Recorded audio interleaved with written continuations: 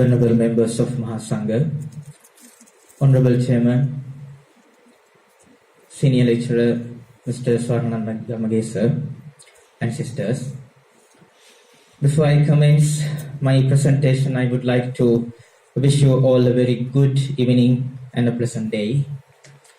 Today, the responsibility before myself is to do a brief description of the subject of the significance English language for the dissemination of Buddhism.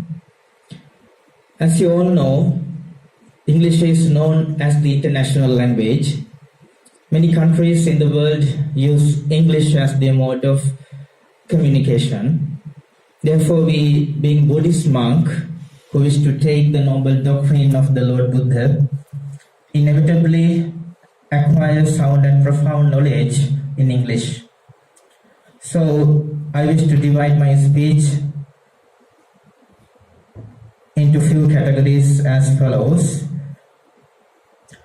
First one is identifying the role of the messenger, and second one is understanding cultural values and religious beliefs of various countries, and world famous Sri Lankan monks involved in such activities, and importance of the discipline and behavior of the messenger, and practical problems and conclusion.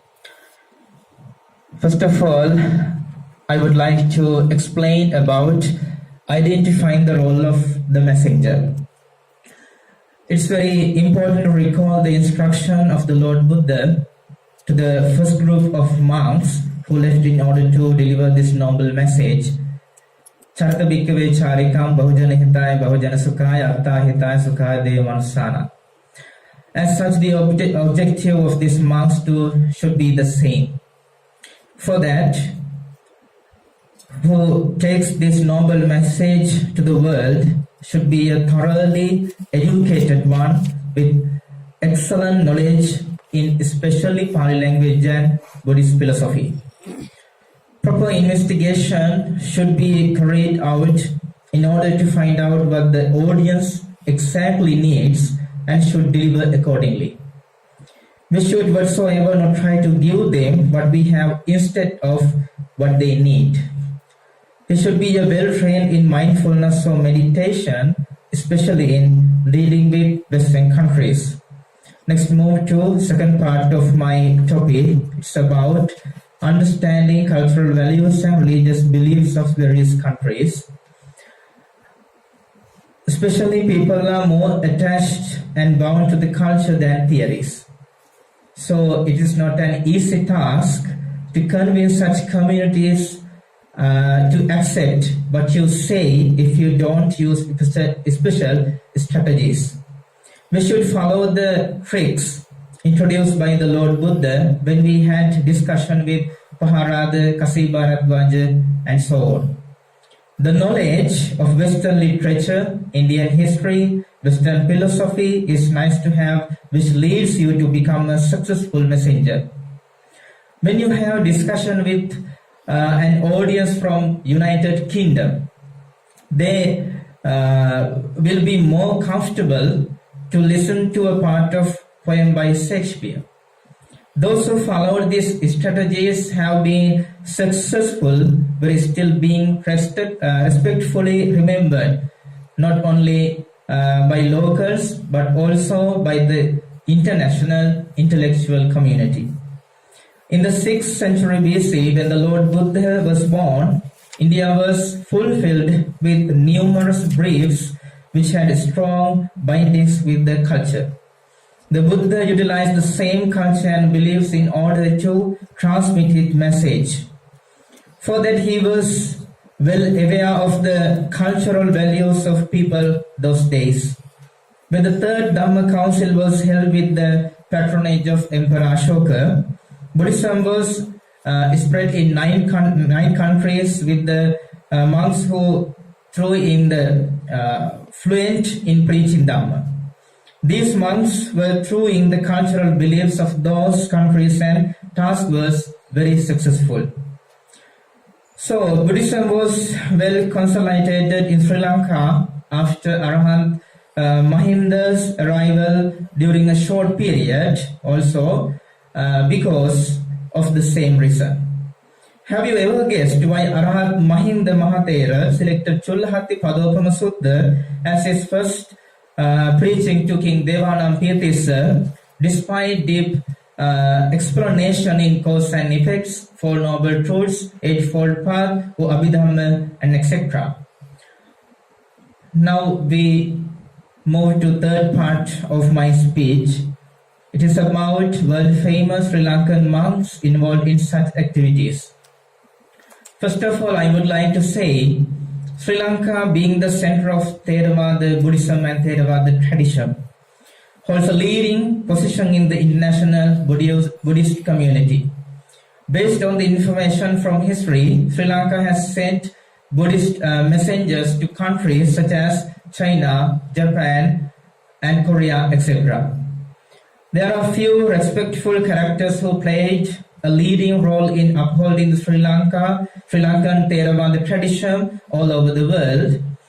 Among them, Most Venerable Balanguna Ananda Maitreya Mahanayaka Thera, who excelled in meditation and knowledge of Dhamma, and everyone knows this monk, Most Venerable Balpula Rahula Mahathero, whose very famous book, What the Buddha Taught, has been translated to many languages, and Most Venerable Narada Thero and Most Venerable Piyadasi Thero had excellent preaching skills. They were very fluent, and the unique flow was very pleasant to hear. Their addresses were full of facts, literature, and advices to the whole world. And one of the contemporary Buddhist monk who demised recently was Most Venerable Dr. Kirinde Sri Dhammananda Nayaka Thero, who addressed the audience with simple but deep facts in Buddhism. Though it is not English, I must mention with respect the name of Most Venerable Navune Sri Aridhamma Nayaka Thero, who delivered a lengthy speech in the medium of Pali, addressing the thousands of bhikkhus at the Buddhist conference held in Burma.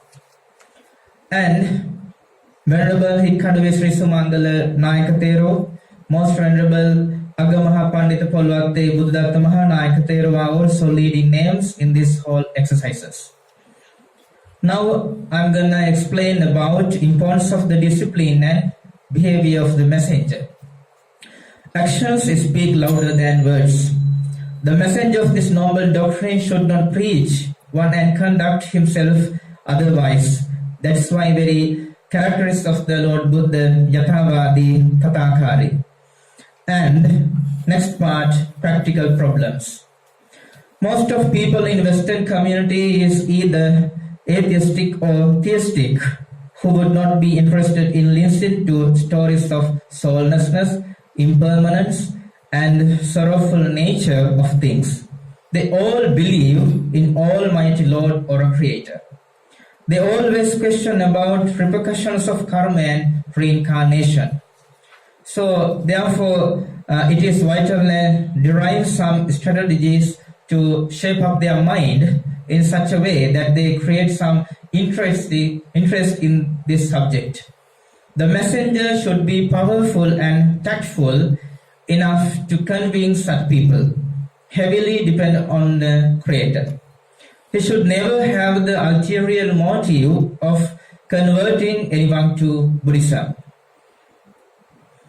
Having said all above, we all should realize the fact that there will be only handful who will grab this noble message and tread on the path brought out by the Lord Buddha. It's the nature. With this I conclude my presentation. Thank you very much for giving this opportunity and for your patient listening. May the Noble Triple Gem bless you. Thank you so much.